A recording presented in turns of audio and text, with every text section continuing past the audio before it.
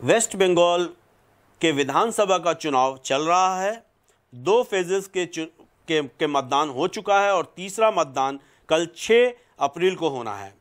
और इसमें आउटसाइडर का मामला, यानी यूपी, बिहार और बाकी राज्यों से, गुजरात, राजस्थान से जो लोग आकर बंगाल में बसे हैं, उनका मुद्दा एक विषय बनता जा रहा है। इस पे प्रधानमंत्री से लेकर ममता बनर्जी तक अपना अपना नज़रिया पेश कर रही हैं। हमने बात की पटना यूनिवर्सिटी के प्रोफेसर इंद्रबर मुखर्जी से, जो अंग्रेजी पढ़ाते हैं और एक बंगाली परिवार से आते हैं। वो बंगाल के चुनावों को किस नज़र से देखते हैं, आइए सुनते हैं। And these characteristics are always there. What we find in Shakespeare also the same thing. Shakespeare, what we find in Shakespeare, we can say that in Shakespeare we find in Othello jealousy. That's all. And he's the limit of, Othello is the limit of jealousy. In Macbeth we find ambition. These things won't go. The character of Macbeth may go, because no longer you will find a king or a queen, but then you will find a politician. He is having a huge, ambition, like Hitler or Mussolini. So therefore, that is the King Lear is representing pride, and this pride is the limit of King Lear. That nobody can be more proud than King Lear in this world. So Othello, King Lear, Macbeth, Hamlet, to be or not to be, this indecision, suffering from indecision, all these things put together, Shakespeare actually presented the human characteristics, the perennial human traits, the perennial human, what you call is the values, the hopes and aspirations of human beings. मैं अभी waste Bengal के नंदीग्राम से वापस आया हूँ। नंदीग्राम में यूँ तो चुनाव समाप्त हो गए हैं, मगर अभी तक नंदीग्राम ही चर्चा में है। उसका कारण यह है कि प्रधानमंत्री भी बार बार नंदीग्राम का जिक्र कर रहे हैं अपने भाषणों में, और कई भाषण में तो वो दीदी ओ दीदी, और वो भी बता रहे हैं कि ममता दीदी को बनारस के लोग जो वो दिल खोल कर स्वागत करेंगे, भले ही वो बनारस आने पे उन्हें बनारस में ही रखेंगे, दिल्ली नहीं भेजेंगे, ऐसा प्रधानमंत्री अपने भाषणों में कह रहे हैं। 1 तारीख को चुनाव खत्म हुआ है वहाँ, मतलब खत्म मीन्स कि वहाँ का मतदान जो है, नंदीग्राम का मतदान खत्म हुआ है 1 तारीख को। कल भी एक मतदान है 6 तारीख को भी वहाँ। और बंगाल में टीएमसी ने ये कहना शुरू किया है कि बाहर के लोग जो जैसे यूपी और बिहार से जो लोग आए हुए हैं वो बाहरी लोग हैं, या गुजरात से जो लोग आए हुए हैं। हालांकि बंगाल में हमेशा, कलकत्ता के विकास में हमेशा बाहरी लोगों का भी उतना ही बड़ा हाथ है जितना वहाँ के बंगाली लोगों का हाथ है, लेकिन बंगालियों का भी उतना ही बड़ा हाथ है बिहार, यूपी और अदर स्टेट्स के विकास में। और बहुत बड़े बड़े लोग हुए हैं। आज तक के सबसे सक्सेसफुल चीफ मिनिस्टर जो बंगाल, वेस्ट बंगाल को मिले हैं, वो हमारे इसी मोहल्ले से हैं। और हमारे साथ हैं बंगाली परिवार से, पढ़े लिखे परिवार से एक भद्र मानुष जो अंग्रेजी पढ़ाते हैं और अब भी बांग्ला को वैसे ही बोलते हैं जैसे कोई भी बंगाली बोलना चाहता है, और वह बंगाली होने पे उतना ही गर्व करते हैं जितना एक आम बंगाली जो चाहे कलकत्ता में रहता हो या ढाका में, मिदनापुर में रहता हो, नंदीग्राम में रहता हो या हावड़ा में। सो आइए बात करते हैं। सर, आप अपना परिचय देंगे। इंद्रबर मुखर्जी हूँ और मैं पटना यूनिवर्सिटी में लास्ट 35-36 ईयर से पढ़ा रहा हूँ।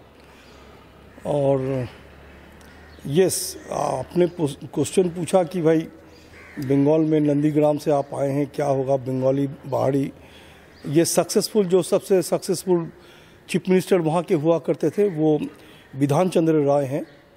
और बिधान चंद्र राय यहाँ खजांची रोड में वो रहा करते थे। वो एक डॉक्टर थे और डॉक्टर के नाते वो एज ए डॉक्टर ही उनको जाना जाता था। और वो बंगाल में कांग्रेस को नेतृत्व देते थे और वहाँ पर जो है वो बहुत दिनों तक वहाँ पर वो चीफ मिनिस्टर रहे और उनका चीफ मिनिस्टरशिप में ही बहुत सारा चीज़ हुआ। दुर्गापुर का बैरेज बना, इंडस्ट्रीज़ बना, उनका एक विज़न था, उस विज़न से वो काम करते थे। लेकिन 75 के बाद से वहाँ पर कम्युनिस्ट लोग आ गए और कम्युनिस्ट लोगों ने वो एजुकेशनल सिस्टम को वो वर्नाकुलर सिस्टम में बदल दिया और वहाँ पर अंग्रेजी की पढ़ाई ऑलमोस्ट ख़त्म हो गया। इसलिए बंगाल का एजुकेशनल सिस्टम थोड़ा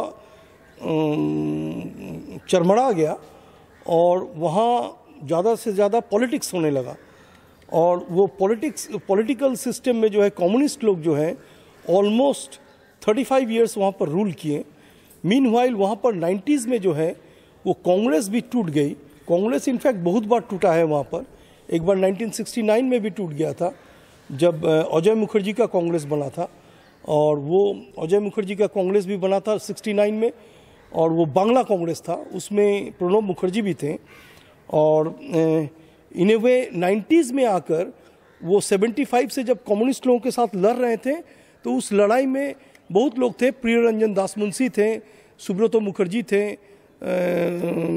ये सोगतो राय थे, ये सभी लोग थे और सोमेन मित्रा थे।